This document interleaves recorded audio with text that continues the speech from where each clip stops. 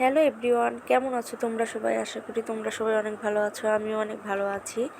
এটা আরেকটি new blog নিয়ে আসলাম। এটা হলো প্রতি বছর আমরা করে থাকি। পূজাটির নাম হলো মুশকিল আসান পূজা। তো এই পূজার উপাস অনেক কঠিন। তো এই পুজোতে এক এক করে মানে যতগুলো ভর্তি থাকে সবাই এক এক করে সন্ধ্যার আগে পূজা করতে হয় ঠাকুরকে, শুভচন্ডী ঠাকুরকে। তারপরে এক এক করে পূজা শেষ করে তারপরে এই উপাসটা অনেক কঠিন। এই উপাসে 8টা বড়ইয়ের বিচি সহ খেতে হয়, 8টা তেঁতুলের বিচি সহ খেতে হয়, 8টা মরিচ খেতে হয়, শুকনা মরিচ। আর তারপরে আরও অনেক কিছু খেতে হয়, দুধ কলা, তারপরে শাক, আরও অনেক কিছুই খেতে হয়। তো আমাদের যতগুলো উপাস আমরা করে থাকি ঠাকুরের উপাস, তো সবচেয়ে কঠিন উপাসটা হলো আমাদের এই মুশকিল আসান উপাসটি। তো মুশকিল আসান ঠাকুর আসলে যে যা মানসা করে তাই ফলে। ঠাকুর সবাইকে মঙ্গল করুক এটাই কামনা করি, এটাই আশীর্বাদ করি। তো এই পূজাটা ফাল্গুন মাসে করতে হয়। তো যতগুলো ভর্তি ছিল সবাই সারাদিন উপাস থেকে সন্ধ্যাবেলা পূজা করে তারপরে তাদের খাবার আস্তে আস্তে তারা খেয়ে নেয়।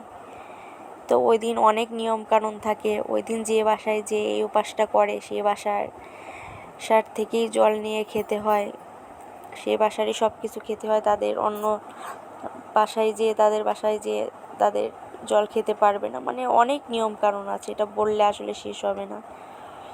আমাদের নিয়মকানুন আসলে 12 মাসে 13 পূজা, এটা কি আর বলবো। তো এই যে সব ভর্তিরা বসে আছে এক এক করে পূজার উপরেই আছে, পূজা করতেছে সবাই।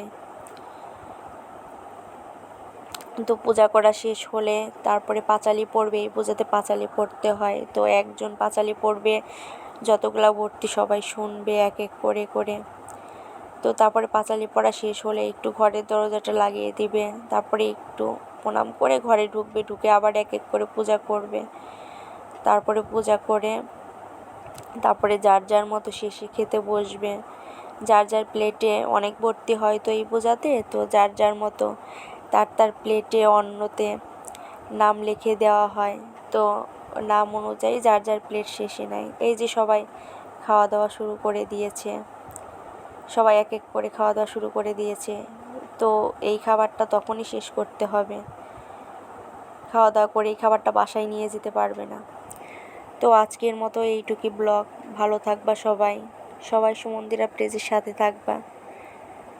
তো সবাইকে নমস্কার। তো আজকের মতো আমার এইটুকুই ব্লগ।